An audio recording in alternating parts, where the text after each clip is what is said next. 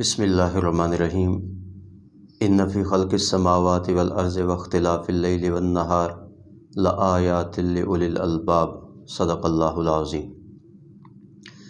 سورہ آل عمران کی اس آیت کریمہ میں اللہ تعالیٰ نے اپنی توحید کی معرفت کی دلیل ذکر فرمائی ہے، اور قرآن کریم جتنے دلائل ذکر فرماتا ہے وہ دلائل انسانی عقل میں آنے والے ہیں۔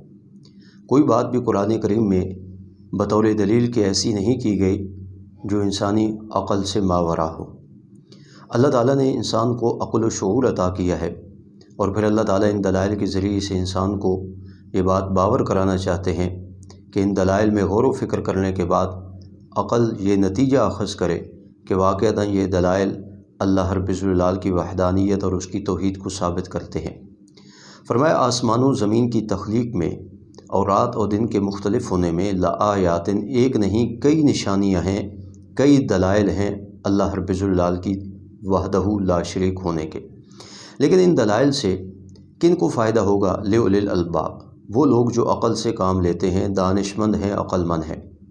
اللہ تعالیٰ نے اس کائنات کو ایسے طور پر تخلیق کیا ہے کہ اس میں اللہ تعالیٰ نے بے شمار دلائل اپنی معرفت کے وہ بکھیر دیے ہیں۔ فرمایا یہ آسمان و زمین کی تخلیق، آسمان بغیر ستونوں کے کھڑا ہے، زمین کو پانی کی سطح پر ٹھہرایا گیا ہے، رات اور دن آ رہے ہیں جا رہے ہیں اپنے اپنے وقت مقررہ پر۔ فرمایا یہ سب نظام کائنات اللہ رب الجلال کی توحید کی معرفت کی دلیل ہے۔ عقل مند لوگوں کے لیے اس میں بے شمار نشانیاں ہیں۔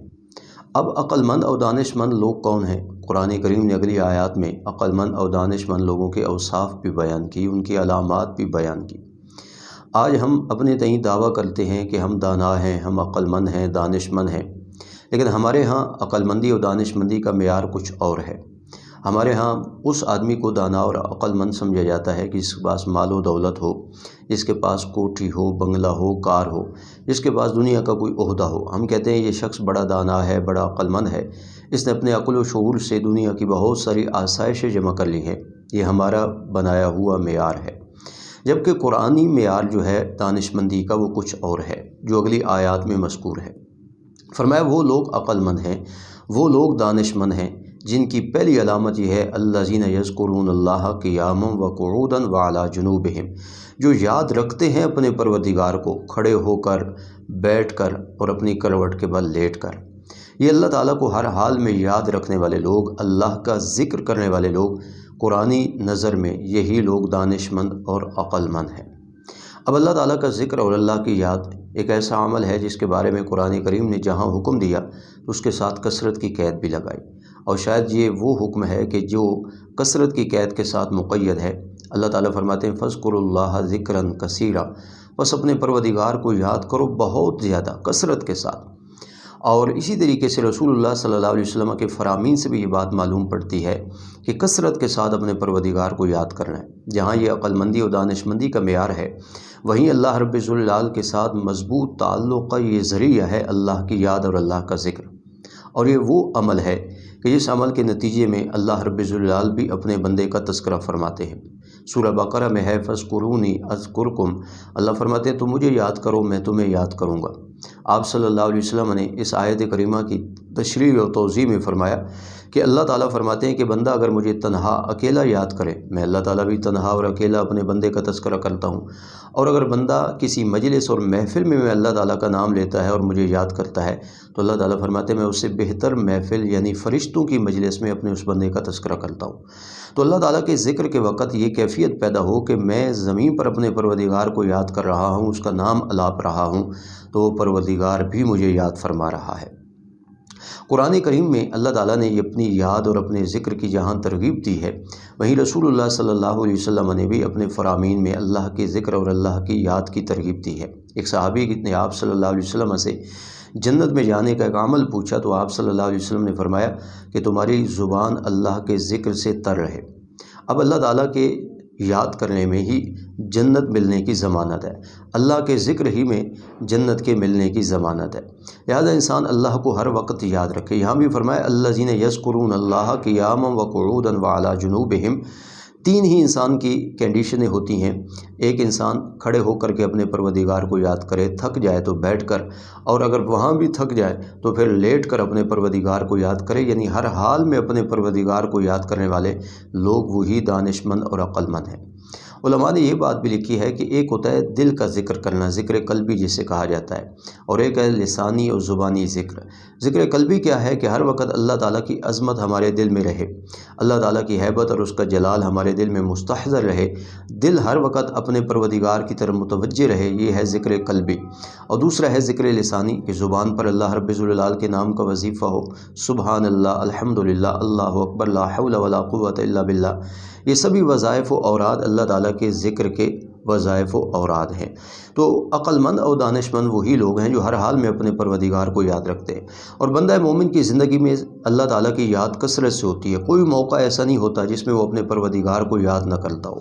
رسول عربی صلی اللہ علیہ وسلم کی زندگی اللہ تعالیٰ کی یاد کا مجسمہ تھی۔ حضرت عائشہ رضی اللہ تعالیٰ عنہ فرماتی ہیں، کان رسول اللہ صلی اللہ علیہ وسلم یذکر اللہ فی کل احیان، آپ صلی اللہ علیہ وسلم ہر سانس اپنے پروردگار کا ذکر کرتے اور اپنے پروردگار کو یاد رکھتے۔ تو دوسری دانشمندی کی علامت اگلے حصے میں بیان کی، وَيَتَفَكَّرُونَ فِي خَلْقِ السَّمَاوَاتِ وَالْأَرْضِ۔ جہاں عقل مند اور دانشمند لوگ اپنے پروردگار کو یاد رکھتے ہیں، وہیں وہ آسمان و زمین کی تخلیق میں غور و فکر بھی کرتے ہیں۔ یہ کائنات میں غور و فکر کرنا، تفکر، یہ بھی عبادت ہے، اور اس غور و فکر کا مقصد کیا ہے کہ وہ اس کے بنانے والے کو پہچانے۔ دنیا میں کسی شخص کے کمالات کا اعتراف کرنا ہو، اس تک رسائی حاصل کرنی ہو، تو اس کی مصنوعات میں غور کیا جاتا ہے، اس کی کاریگری دیکھی جاتی ہے۔ تو اللہ تعالیٰ کی یہ کائنات اس کی مصنوعات کا بہترین مظہر ہے۔ جو شخص اللہ تعالیٰ کی پیدا کردہ اس کائنات میں غور و فکر کرے گا، ضرور بضرور وہ اپنے پروردگار کی معرفت پائے گا۔ اس میں اس بات کی طرف بھی اشارہ ہے کہ جو لوگ اس بات کا انکار کرتے ہیں نا کہ ذات خداوندی ہے ہی نہیں، کائنات کا کوئی بنانے والا نہیں، تو یہ آیت کریمہ ان کو بھی دعوت فکر دے رہی ہے۔ فرمایا اس کائنات کی تخلیق ہی میں اس کائنات کے بنانے والے کی معرفت موجود ہے۔ لہٰذا غور و فکر کے بعد وہ یہ نتیجہ اخذ کرتے ہیں اور کہتے ہیں، ربنا ما خلقت ھذا باطلا، اے ہمارے پروردگار تو نے کچھ بھی فضول نہیں پیدا کیا، کچھ بھی بیکار نہیں پیدا کیا، جو کچھ بھی تو نے پیدا کیا وہ با مقصد ہے۔ یہ کائنات اللہ تعالیٰ نے کسی ہستی اور کسی شخصیت کے لیے نہیں بنائی، اللہ تعالیٰ نے اپنی معرفت کے لیے بنائی ہے۔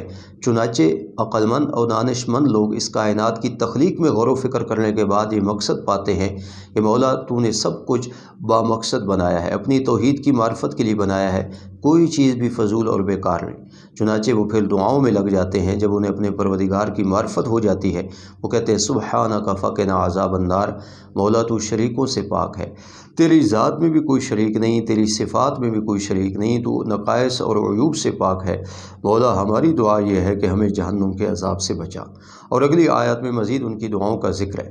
تو سب سے پہلے اللہ کی یاد سے اللہ تعالیٰ کے کائنات میں فکر کی توفیق ملتی ہے، جذبہ ملتا ہے، اور جب کائنات میں انسان غور و فکر کرتا ہے تو مزید اپنے پروردگار پر یقین بڑھتا ہے، اور پھر اپنے پروردگار سے انسان مانگنے لگ جاتا ہے۔